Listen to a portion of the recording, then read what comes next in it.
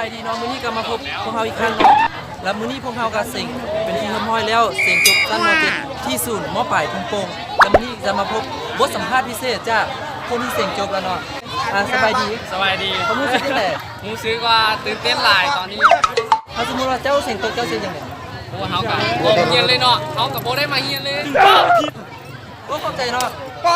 สบายดีเนาะเขารู้สึกเป็นยังไงที่อันเซ็งจบ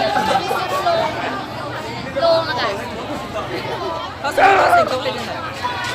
โตกว่ากันหาไปเฮียนใหม่จะเกิดเฮียนโตแล้วกันน้องสองคนนึงจะไปเฮียนโตปีหน้า รู้เข้าใจก็ทำแล้วอันตอนเซ็งได้ไกลเลยพอ ต้นเจ็บกับกูได้กลาย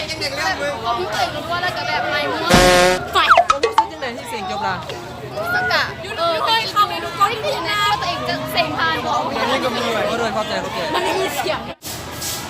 สบายดีก็อันนี้รู้สึกยังไงที่แบบเสียงจบล่ะ ก็รู้สึกดีใจ แล้วตอนเซ็งได้ไกลเหรอบ ริการครับ เจ้าใช้ความสามารถเป็นพิเศษไหม บริการหน่อยมันบริการหน่อย บริการน้อยบริการหลาย เจ้ารู้สึกว่าเจ้าหักไปที่สุดเลยตอนที่จบเนี่ย หักแผลเสื้อหักคนดีครับหักคนดีบอก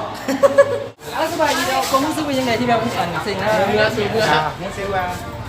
ไปประกาศแดงครับไม่ได้อยู่ไก่จะเอาเท่าไหร่ อันตอนเซ็งเจ้ารู้สึกว่าเจ้าได้ไกลบอก บริการที่เป็นด้วย ก่อนเจ้าจะจากโรงเรียนก็มีความรู้สึกยังไงกับมือเพื่อน การก็ยากๆนะเพราะเวลาก็ต้องได้ยาก เสียงแล้วบอลเจ็ดอินเดีย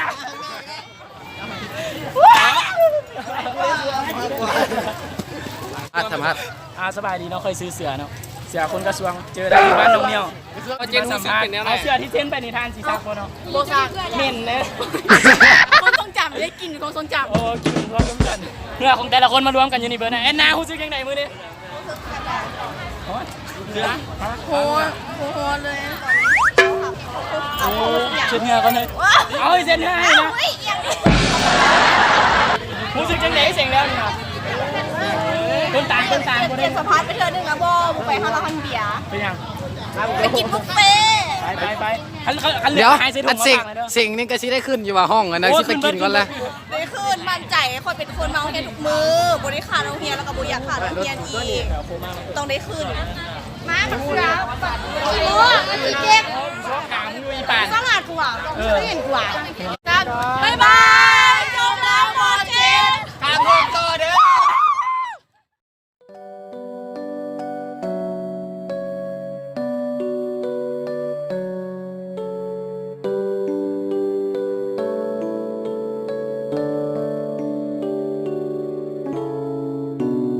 วันนี้ที่ผ่าน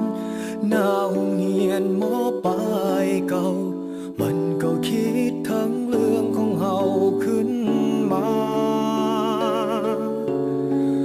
ทั้งเรื่องมันแสนงาน